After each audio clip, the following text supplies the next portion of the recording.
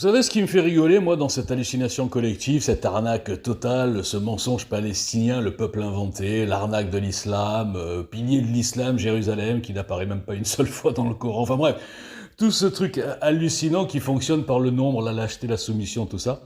Ce qui me fait rigoler, c'est l'hypocrisie totale. Moi, je vous garantis qu'il y a une majorité d'Arabes israéliens dont le pire des cauchemars serait qu'Israël n'existe plus et que ce soit le Hamas qui prenne possession de la terre et qu'il leur applique la même dictature qu'ils appliquent à leur propre peuple dans la bande de Gaza et même en Cisjordanie. Ça, je vous le garantis. Et ce qui me fait rire aussi, c'est que les dirigeants arabes, ils ont tellement peur de leur peuple lobotomisé par les extrémistes musulmans qu'ils n'osent pas dire la vérité. Ils n'osent pas dire, les gars, nous, on a lutté contre les islamistes, les frères musulmans et tout ça. On rêve d'une chose, c'est que Israël détruise complètement le Hamas. Mais ils peuvent pas le dire.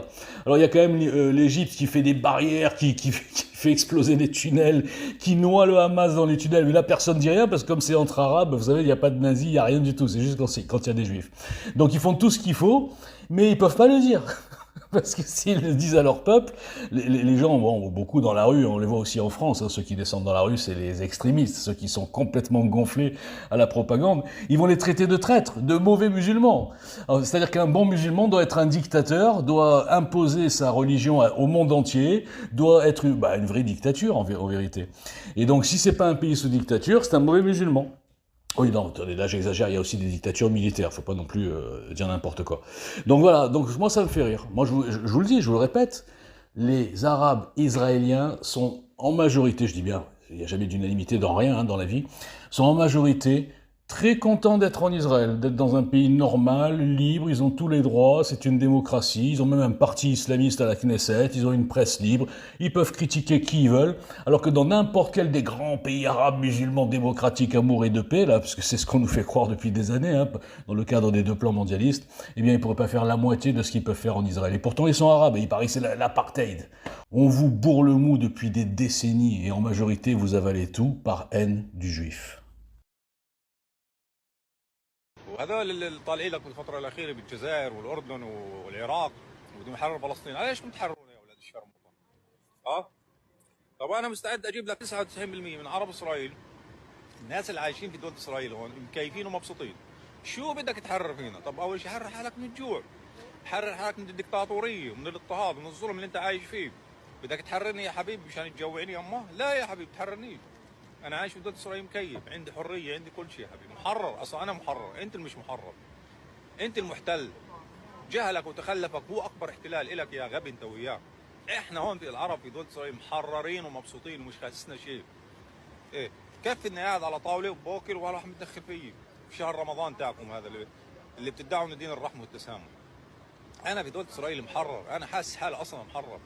انا وانا صغير ضحكوا علي قلت لي اليهود احتلال. لا يا عم انتوا اكبر احتلال، تخلفكم اكبر احتلال. صرام اليهود بسوقكم عيني ولا واحد بتدخل فيه، باكل بعمل بدي اياه، بعبر عن رايي. وين في الدول العربيه هذا؟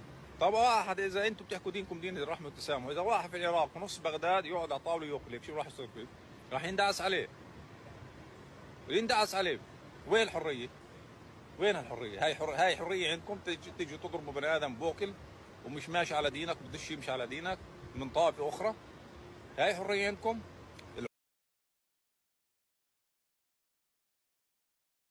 Comment ont-ils fait pour inventer un peuple?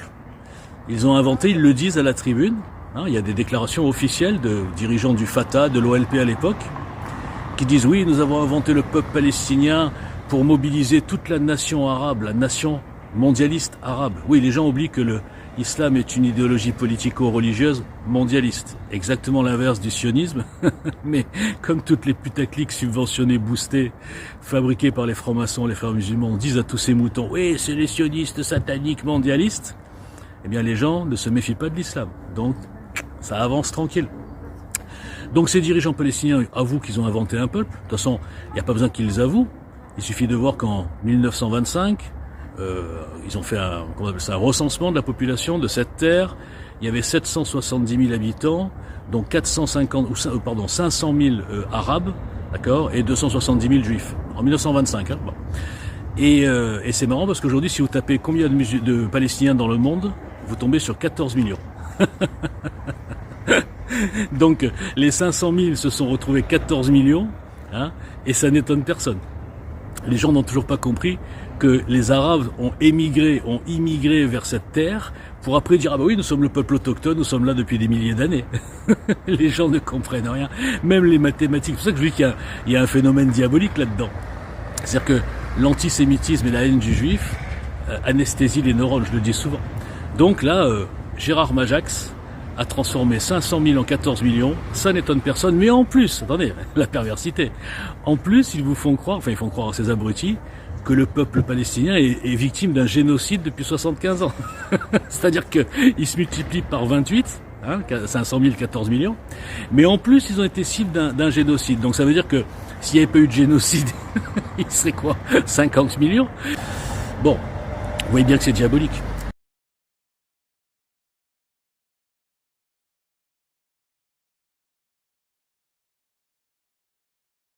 Non mais les gars, dites-moi pas que c'est pas vrai. Vous voyez bien que ça fait des mois et des mois, je vous dis, hallucination collective, carrément c'est diabolique. Diabolique. On a quand même une quasi-unanimité mondiale sur les réseaux sociaux et toutes les putaclics et tous ceux qui vivent de ça, qui vivent des vues, des dons, enfin tous les camelots quoi. Les influenceurs de toutes sortes, même au niveau international. Ils ont tous compris le marché porteur. C'est-à-dire que le monde entier est en train de lécher le mensonge islam, de lécher des terroristes barbares qui ont filmé et joui avec leur pogrom le 7 octobre, qui ont pris en otage des femmes, des enfants, qui ont violé, qui ont brûlé des bébés, etc., qui aujourd'hui ne veulent pas de cessez-le-feu parce qu'ils ne veulent pas libérer les otages. Pourquoi? Parce que des otages, il n'y en a quasiment plus. Ils les ont tous tués, ils diront que c'est Israël évidemment. Eh bien, une quasi-unanimité, par le nombre évidemment que 2 milliards, 57 pays, du gaz, du pétrole, de l'argent du Qatar pour corrompre, pour acheter la Coupe du Monde, pour acheter la Commission des droits de la femme, etc. Eh bien, plus tous les collabos dans les pays occidentaux qui sont soumis déjà à l'islam, des futurs dhimmis, et plus bien sûr tous les antisémites, ça fait quand même beaucoup de monde, plus tous ceux qui pensent que le sionisme c'est satanique et mondialiste, etc., et qui se soumettent bien sûr à l'impérialisme religieux islamique, eh bien tous, ils sont tous sur le même marché. Et moi qui suis seul à démontrer les mensonges par A plus B, tout le monde m'ignore parce que personne ne peut répondre contre moi à mon tout petit niveau pour vous dire comme c'est facile de démonter le mensonge. Même moi qui suis un inculte, je le démonte en 2 minutes 20 exactement, voir le tweet au-dessus. Eh bien, personne ne peut répondre, tout le monde se cache, ceux qui savent que j'ai raison se cachent aussi, et voilà comment l'islam a réussi à la plus grande falsification de l'histoire du monde, qui dure depuis 75 ans, grâce à toutes les complicités dont j'ai parlé tout à l'heure.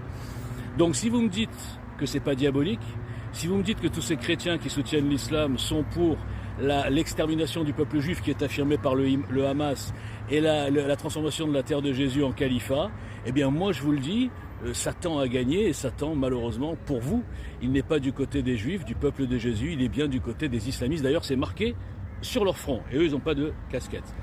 Pauvres de vous.